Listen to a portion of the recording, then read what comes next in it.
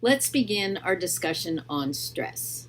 Stress means different things to different people, so we're just going to focus on a couple of different areas. First, let's start by asking the question, which straw will break the camel's back? The answer to that question, of course, is the final straw. That final straw we're going to refer to as a stressor. Anything that causes stress. Stressors can accumulate gradually until there's just one too many. A heavy load of stress may not literally break our backs, but it can tax our coping systems and affect the functioning of our immune response. In the science of physics, stress is the pressure or force placed on a body. For example, when boulders crash in a landslide, they exert pressure or stress on the valley floor below. With people, stress is the pressure we experience when a demand is placed upon us that requires us to adapt or adjust. Sources of stress can be occupational or academic. You may have time pressures, parental responsibilities, even your neighbor's music can be a stress. But people actually need some stress in their lives to help them stay active and alert and energized. Without it, we might become stagnant or boring. Not all stress is bad. Even though stress sounds like it's a terrible thing, positive events can also be sources of stress. And we refer to this good stress as eustress. Eustress is the type of stress that makes you feel good about yourself, makes you feel successful, positive. It could be accomplishing a challenge, playing sports, watching a scary movie with a friend.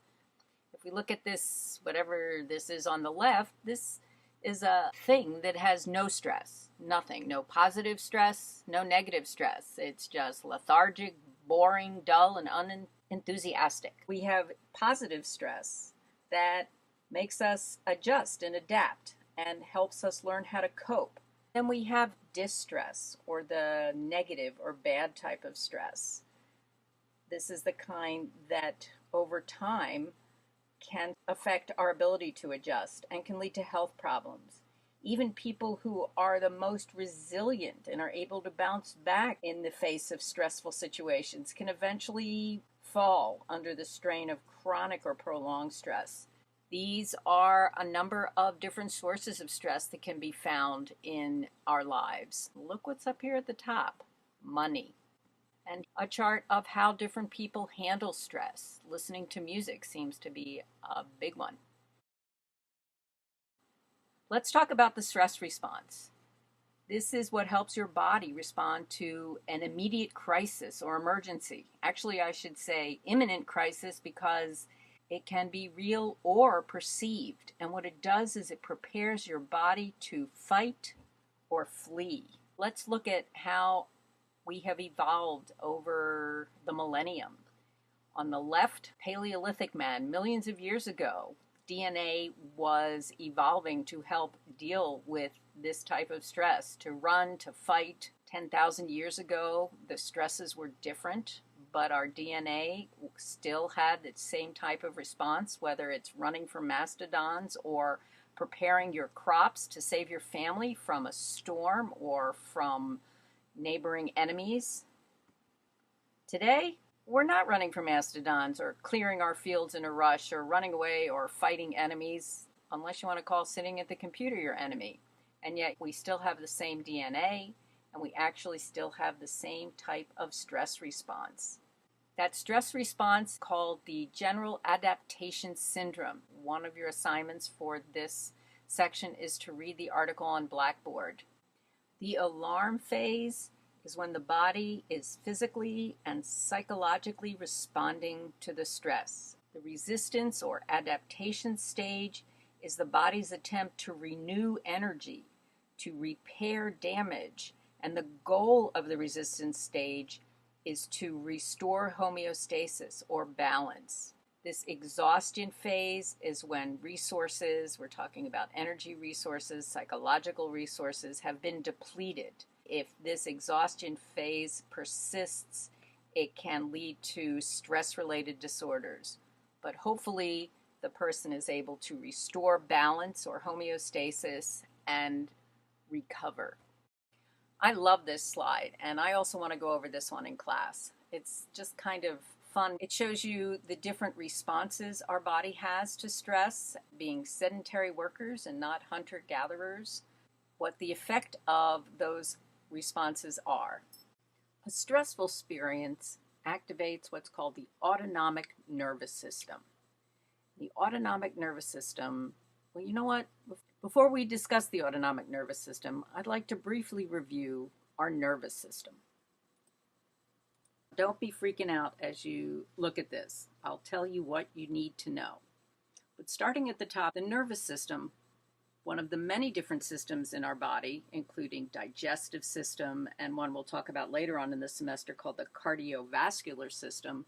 This particular system coordinates everything that goes on in your body. Its main job is to maintain homeostasis. Homeostasis refers to the body's working at keeping everything the same: body temperature, water levels, oxygen levels. And by detecting changes in the environment called stimuli, the body reacts to maintain everything in its proper order. So say, for example, you're sitting inside in cool air conditioning and you go outside and it's 90 degrees. What happens? You start sweating. The change in the environment was the air temperature. And to keep the body at normal temperature, to maintain homeostasis, your body sweats. The stimuli or temperature change caused a change in the body to keep everything the same.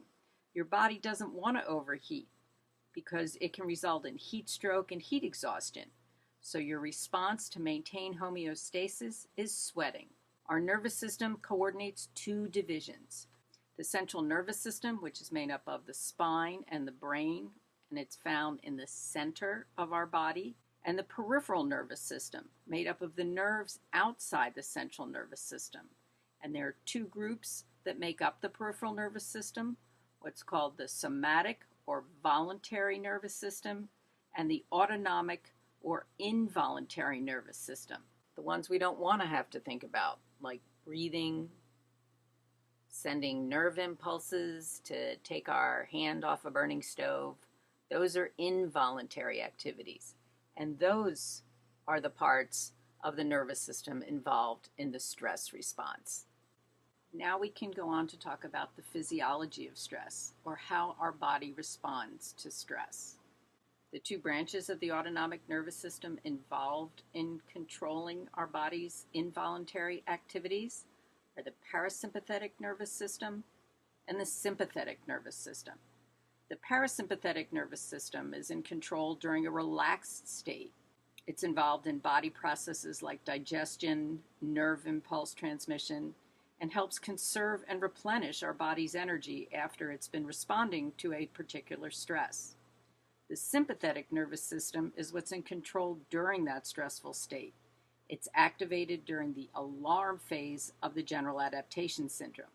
It accelerates body processes and releases stores of energy so that you can combat that particular stress, whether it's real or perceived. Sympathetic response is referred to as fight or flight. The parasympathetic response is referred to as repair and repose. There's a chain reaction of specific hormones that are stimulated during the sympathetic response. It starts with an organ in the brain called the hypothalamus. This organ coordinates the body's response to stress by releasing hormones. One in particular, all I ask you to know is that it's called CRH, but I'll brag and tell you that it means the corticotropin releasing hormone. What this hormone does is cause other glands to release stress-related hormones.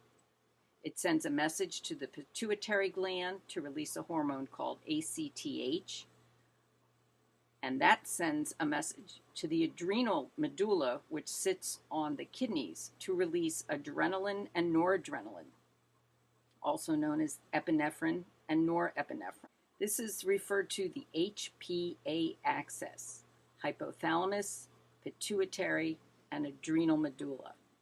The effects of adrenaline released during a stress response include increasing heart rate, dilating of pupils, you increase your visual field, constriction of arteries in the skin and the gut. You don't need to be digesting food while you're running from that perceived or real mastodon.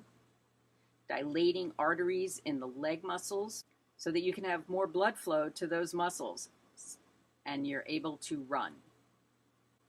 Chronic stress may affect the immune system, particularly those with compromised immune systems, like the elderly, small infants and children, people with autoimmune diseases, and it makes you more susceptible to acute illnesses. If you have HIV, it may progress more rapidly to AIDS. And if you've ever had mono, it can reactivate the Epstein-Barr virus that causes mono. The impact of stress can impact your psychological and physical health. Psychological stress-related problems include, you can pause this and have a look at all those, because you know what? It's stressful to look at this list. We associate PTSD with our soldiers coming back from combat, and many of them do indeed suffer from post-traumatic stress disorder. But exposure to any traumatic event, such as violent crime, natural catastrophes, or witnessing a violent death or crime of another person, can cause PTSD. What can happen is that the individual actually re-experiences that traumatic event, and it may cause them to avoid situations that remind them of that experience. It can lead to extreme emotional numbing, and they experience impaired functioning and significant emotional distress. These are all lingering psychological effects of exposure to extreme stress. Who gets stressed and why? Great question. Everyone's susceptible to stress, but people respond differently to different stressors. One person's stressor may have no effect on somebody else.